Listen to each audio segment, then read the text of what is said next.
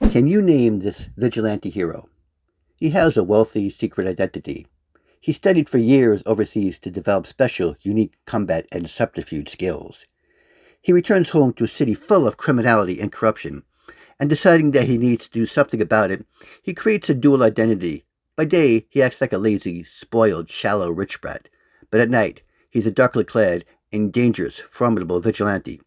He has an underground secret headquarters, and he uses his skills, weapons, and a select handful of allies to battle the evil infecting his city.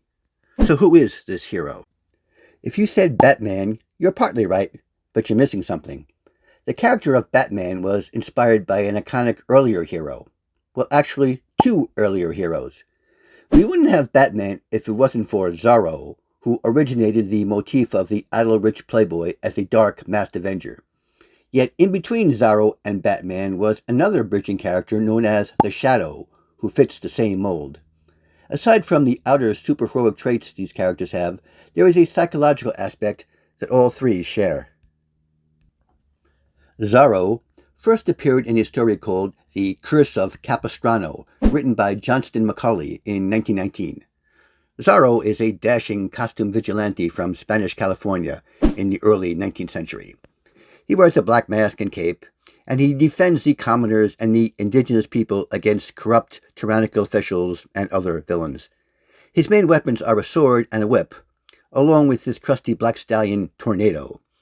His secret identity is Diego Vega, the heir to a wealthy landowner. Diego learned his skills at a Spanish military academy. He uses a series of caves and tunnels beneath his hacienda as his secret headquarters. He is assisted by his mute manservant Bernardo and his friend Friar Felipe. The name Zorro means the fox, because in folklore, foxes are known for their sly cunning. The Curse of Capistrano was meant to be a one-off story, but was so popular, Zorro was brought back, and Macaulay ultimately wrote over 60 Zorro stories. Zorro has spread into mass media, including the 1920 silent film The Mark of Zorro, starring Douglas Fairbanks. Other adaptations include a television series running from 1957 through 59, starring Guy Williams, a 1940 film version starring Tyrone Power, also called The Mark of Zorro, and the 1998 movie The Mask of Zorro, starring Antonio Banderas, among others. A new streaming series produced in Spain is currently on Amazon Prime, featuring Miguel Bernardo as Zorro. Like Batman, Zorro's popularity is enduring. Before Batman debuted, Zorro inspired another complex Dark Knight. 11 years after Zorro came along, a pulp character called the Shadow was introduced to the world on the radio in 1930. He was originally conceived as the mysterious narrator of an anthology radio program called The Detective Story Hour, produced by Street and Smith.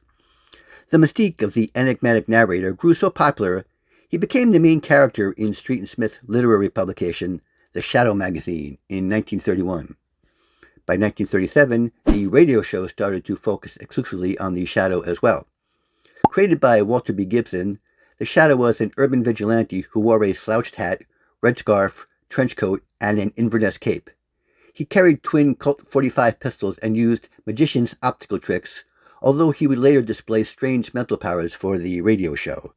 The Shadow was originally World War I aviator and secret agent Kent Allard, who crash lands in India and is trained by yogis of the Zinca tribe to master special skills. Returning to New York, he adopts the alias of wealthy but frivolous Lamont Cranston, a lazy socialite. When needed, he becomes the scourge of urban crime known as the Shadow. He works from an underground sanctum and is assisted by the police commissioner and a squad of diverse recruits he calls his agents. The Shadow literary stories were the best-selling pulp magazines of the 1930s, while the Shadow radio show became the top-rated drama, running for 17 years. Many actors played the Shadow on radio during that time, the most famous of which was legendary show business icon Orson Welles, best known as the director and star of 1941's Citizen Kane, arguably the greatest movie ever made. In 1994, Alec Baldwin made a big-budget version of The Shadow, which was meant to cash in on the popularity of the Tim Burton, Michael Keaton Batman films. The Batman was introduced in Detective Comics number 27 in 1939 in a story called Case of the Chemical Syndicate. Famously, writer Bill Finger and artist Bob Kane couldn't come up with a debut story in the limited time they were given, and so they copied the plot from the Shadow magazine issue number 113, a story called Partners of Peril. Although it was essentially an act of plagiarism, copying the Shadow story scene by scene, no legal action was taken. But since Batman's debut was copied from the Shadow, many elements of the Shadow were introduced into the Batman mythology. We learned that Batman is really wealthy socialite Bruce Wayne, who traveled the world learning special skills after his parents were killed. Returning to Gotham City, Bruce acts spoiled, lazy, and selfish during the day, but at night, he adopts the intimidating form of the Batman. He works out of a cave under his mansion and has multiple gadgets and vehicles. Batman is originally assisted by Police Commissioner Gordon and later by his butler Alfred and his sidekick Robin. Batman has become a multimedia sensation in the years since, overshadowing his predecessors. In another nod to Zorro, some versions of Batman's origin show he and his parents leaving the theater after having seen the 1940 version of DeMarco Zorro when his parents are killed. One significant thing all three of these characters have in common can be understood by looking at psychology. Swiss psychologist Carl Jung talked about human personality archetypes.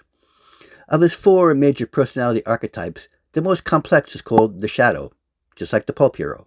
Defined in 1945, the Jungian shadow represents the dark side of human nature.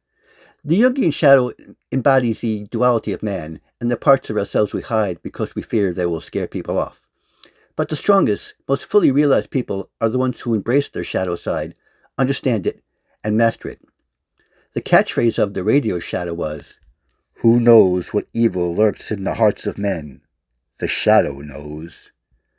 Bruce Wayne, Lamont Cranston, and Diego Vega all confront their inner darkness, and instead of rejecting it, they utilize it, so that the scariest parts of themselves can be used to scare their enemies. The thread going from Zorro to the Shadow to Batman is clear. While all three characters are unique and entertaining in their own way, the inspiration of Zorro on the Shadow and Batman can't be denied. Zorro was the beginning of a long line of clandestine, complex heroes who still remain relevant in pop culture today, a century after Zorro first picked up the sword. The legacy of a great hero never dies.